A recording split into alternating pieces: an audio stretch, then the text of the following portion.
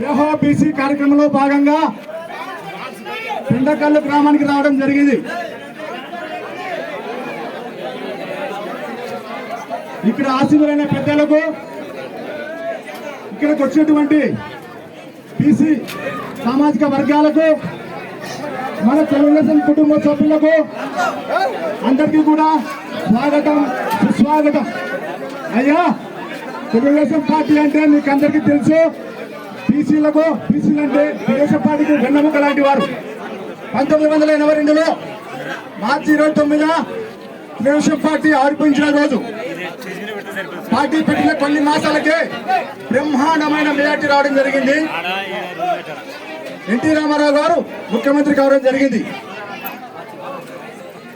కాబట్టి ముఖ్యమంత్రి అయిన వెంటనే గిరిజన బడుగు బలహీన వర్గాలకు సామాజికంగాను, ఆర్థికంగాను, రాజకీయంగాను అవకాశం కల్పించిన పార్టీ ఏదైనా ఉంది అంటే అది ఒక తెలుగుదేశం పార్టీనే గర్వంగా చెప్పుకుంటున్నాం. కాబట్టి ఈ పార్టీ 22 సంవత్సరాలు ముఖ్యమంత్రిగా కొనసాగినాం. నిన్న మొన్న వచ్చిన పార్టీలో ఈ పార్టీని కార్యకర్తలను అణగదొక్కడానికి ప్రయత్నం చేస్తున్నారు. బీసీల పైన ఎన్నో దాడులు, ఎన్నో అక్రమ కేసులు, ఇలా ఎన్నో భయప్రాంతులకు గురి చేస్తున్నారు. నేను ఒకటే చెప్తున్నా, మీరు ఎంత ప్రయత్నం చేసినా తెలుగుదేశం పార్టీ పునాదులు చాలా గట్టివి. అవి ఎవరు కూడా కదిలించలేరు. గ్రామాన పటిష్టమైన క్యాడర్ ఉన్న తెలుగుదేశం పార్టీ పునాదులు చాలా గట్టివి. కాబట్టి సోదరులారా, మనమందరం కూడా, బీసీలం అందరం కూడా రాబోయే రోజుల్లో చంద్రబాబు నాయుడు గెలిపించుకోవడం చాలా అవసరం. కాబట్టి దయచేసి అందరూ కూడా ఆలోచన చేసి తెలుగుదేశం పార్టీని అత్యధికంగా మెజార్టీ గెలిపించాలని మేము ఆశిస్తున్నాం. ఈ మధ్యనే బీసీ డిక్లరేషన్ చేయడం జరిగింది. 50 సంవత్సరాలు పూర్తి చేసుకున్న ప్రతి ఒక్క బీసీ యువకులకు 4,000 రూపాయల పెన్షన్ ఇవ్వడం జరుగుతుంది.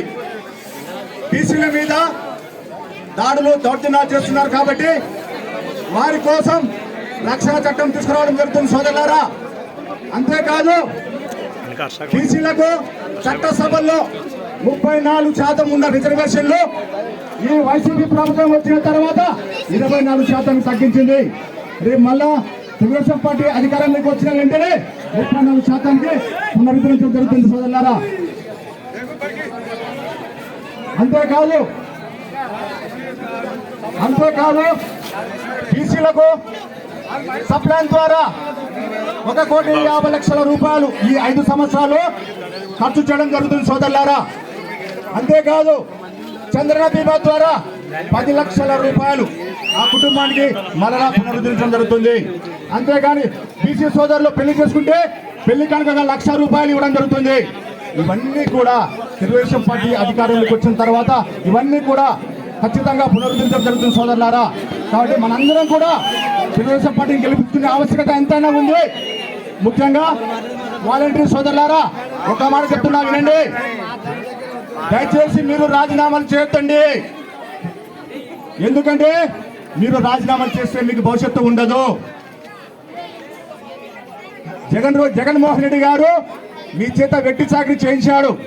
5 సంవత్సరాలు మీతో పని చేయించుకున్నాడు.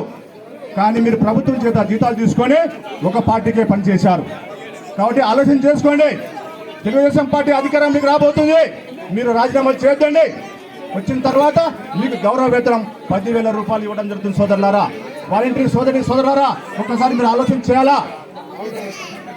అంతేకాదు, ఇక్కడ చదువుకున్న వారు ఎంతో మంది ఉంటారు, విద్యావంతులు, బీఈడీ చేసిన వారు, అలాగే టీటీసీ చేసిన వాళ్ళు. అందరికీ ఒక మాట చెప్తున్నా, తెలుగుదేశం పార్టీ అధికారంలోకి వచ్చిన వెంటనే తొలి సంతకము బిఎస్సి డైరెక్ట్ సెలెక్ట్ కమిటీ ద్వారా టీచర్ల నియామకం ఏర్పాటు చేయడం జరుగుతుంది.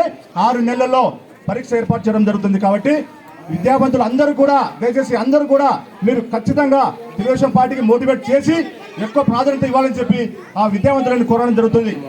ముఖ్యంగా ఈ దేశంలో అన్ని రాష్ట్రాలకు రాజధానులు ఉన్నాయి. కానీ రాజధాని లేని రాష్ట్రం ఏదైనా ఉంది అంటే ఆంధ్రప్రదేశ్ మాత్రమే. దయచేసి అందరూ కూడా గమనించండి.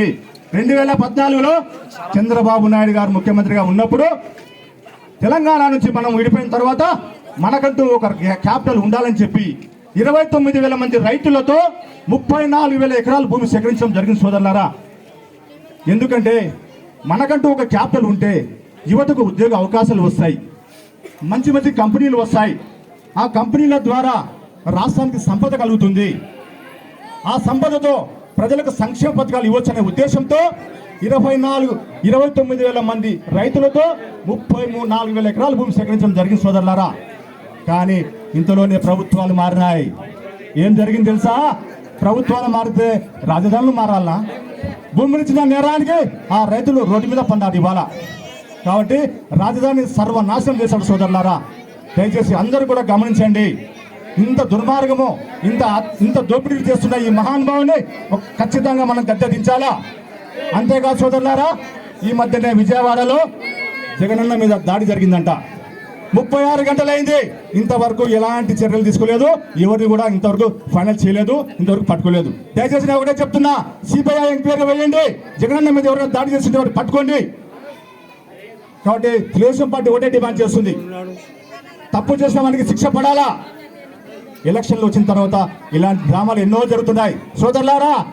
గతంలో 2019 ఎలక్షన్ల ముందర విశాఖపట్నం ఎయిర్పోర్ట్ లో ఏం జరిగిందో మీకు అందరికీ తెలుసు. కోడికత్తి డ్రామాతో గేయించుకొని చంద్రబాబు నాయుడు నన్ను హత్యాప్రయత్నం చేయడానికి ప్రయత్నించాలని చెప్పి రాజకీయాల్లో ప్రచారం చేసుకుని లబ్ధి పొందిన మాట వాస్తవం కాదా? బాబాయ్ హత్య, ఒక బాబాయ్ 7 సార్లు గొడ్డలతో నరికి చంపితే అది ఫస్ట్ ఆత్మహత్య, గుండెపోటు అని చెప్పినారు. ఆ తర్వాత చంద్రబాబు నాయుడు చంపినా అని చెప్పి రాజకీయాల్లో ప్రచారం చేసుకోలేదా? మళ్ళా ఈ పొద్దు సేమ్ డ్రామా, రాళ్ల దాడి. నేను ఒకటే చెప్తున్నా, ఇలాంటి డైలాగులు, ఇలాంటి ప్రచారాలు ఎవరు నమ్మే పరిస్థితుల్లో లేరు. కాబట్టి సోదరులారా, ఇవన్నీ కూడా గమనించండి. 99% హామీలల్లా నెరవేర్చిన అంటున్నాడే, ఏం చేసినారయ్యా? టీచర్లకు సిపిఎస్ రద్దు చేసినాడా? ప్రత్యేక హోదా తీసుకొచ్చినాడా? 2,60,000 ఉద్యోగాలు పూర్తి చేశాడా? రాజధాని నిర్మాణం చేశాడా? ఇలా ఎన్నో పథకాలు ఉన్నాయి, కానీ ఏమీ కూడా పూర్తి చేయలేదు. కానీ నేను మాత్రం 99% హామీలల్లా పూర్తి చేశా అంటున్నాడే, ఎక్కడ పూర్తి చేశా జగనన్న? కాబట్టి సోదరులారా, ఈ ప్రభుత్వం అంతా కూడా అరాచకము, దోపిడీ రాజ్యమే. కాబట్టి అందరూ కూడా ఆలోచన చేసి రాబోయే రోజుల్లో మనం అంతా కూడా తెలుగుదేశం పార్టీ సపోర్ట్ చేయాలి. సూపర్ 6 పథకాల గురించి ఒకసారి ఎక్స్ప్లెయిన్ చేస్తాను. అమ్మా, రేపు తెలుగుదేశం పార్టీ అధికారంలోకి వచ్చిన తర్వాత ఆడబిడ్డ నిధి కింద ప్రతి ఒక్క ఆడపిల్ల మహిళకు 19 సంవత్సరాలు ఉన్న ప్రతి ఒక్కరికి కూడా 1,500 రూపాయలు. తల్లికి వందన పథకం ద్వారా ఆ తల్లికి ఎంతమంది పిల్లలు ఉన్నా ఆ పిల్లలకు ఒక్కొక్కరికి 15,000 రూపాయలు ఇవ్వడం జరుగుతుంది. అంతేకాదు 3 ఉచిత గ్యాస్ సిలిండర్లు. రాష్ట్రంలో కర్నూలు జిల్లాలో, ఉమ్మడి జిల్లాలో ఎక్కడైనా ప్రయాణం చేయండి, బస్సు ప్రయాణం ఉచితము. ఇలా ఎన్నో పథకాలు ఉన్నాయి. దయచేసి అందరం కూడా మనం రాబోయే రోజుల్లో కోట్ల సూర్యప్రకాష్ రెడ్డి గారిని అత్యధిక మెజార్టీ గెలిపించుకొని మన అసెంబ్లీకి పంపిద్దాం. జై హింద్, జై తెలుగుదేశం. 2 ఓట్లు ఉంటాయి. ఒకటి బైరెడ్డి శబరి గారికి 1 ఓటు, మళ్ళీ కోట్ల కుటుంబం 1 ఓటు వేసి అత్యధిక మెజార్టీతో ఈ గ్రామంలో మెజార్టీ వస్తానని చెప్పి నేను ఆశిస్తున్నాం. జై తెలుగుదేశం.